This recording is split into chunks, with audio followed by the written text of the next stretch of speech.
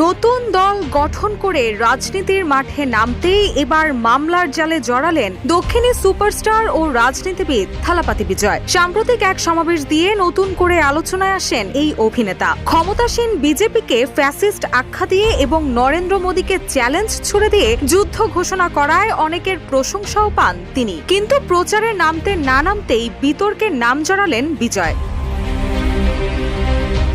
ভারতীয় গণমাধ্যম এনডিটিভির প্রতিবেদন অনুযায়ী গত ২১ আগস্টের জনসভায় বিজয় এবং তার দেহরক্ষীদের বিরুদ্ধে দুর্ব্যবহারের অভিযোগ উঠেছে। এরই মধ্যে তামিলাগা ভেট্রি কাজাগমের প্রতিষ্ঠাতা বিজয়ের বিরুদ্ধে এফআইআর দায়ের করা হয়েছে। এতে তার দেহরক্ষীদের বিরুদ্ধেও অভিযোগ জানানো হয়। জানা গেছে, আসন্ন বিধানসভা ভোটের আগে মাদুরাই জেলার পাড়াপাথিতে টিভিকের জনসভায় যোগ দিয়েছিলেন বিজয়। সেখানে তাকে দেখতে ভিড় জমিয়েছিলেন হাজারো মানুষ। সে সময় উৎসুক জনতার কয়েকজন র্যাম্পে উঠে পড়েন, কিন্তু তাদের ধাক্কা দিয়ে র্যাম্প থেকে ফেলে দেওয়ার অভিযোগ উঠেছে বিজয়ের দেহরক্ষীদের বিরুদ্ধে।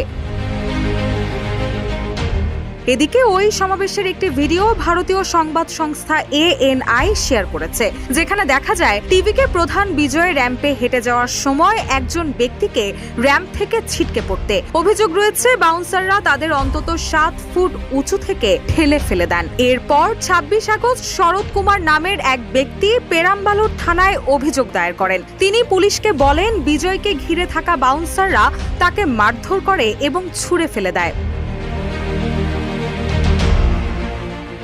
এর আগে জনসভাতেই বিজয় ঘোষণা করেছিলেন তামিলনাড়ুর বিধানসভা নির্বাচনে তামিলাগা ভেট্রি কাজাগম একাই লড়বে। সুপারস্টার বিজয় ভোটের ময়দানে নামতেই তাকে দেখতে ভিড় জমান ভক্তরা। ধারণা করা হচ্ছে সেই ভিড়ের ফলেই এই ঘটনা ঘটেছে। রুশা সুর, নিউজ ডেস্ক, ইত্তেফাক।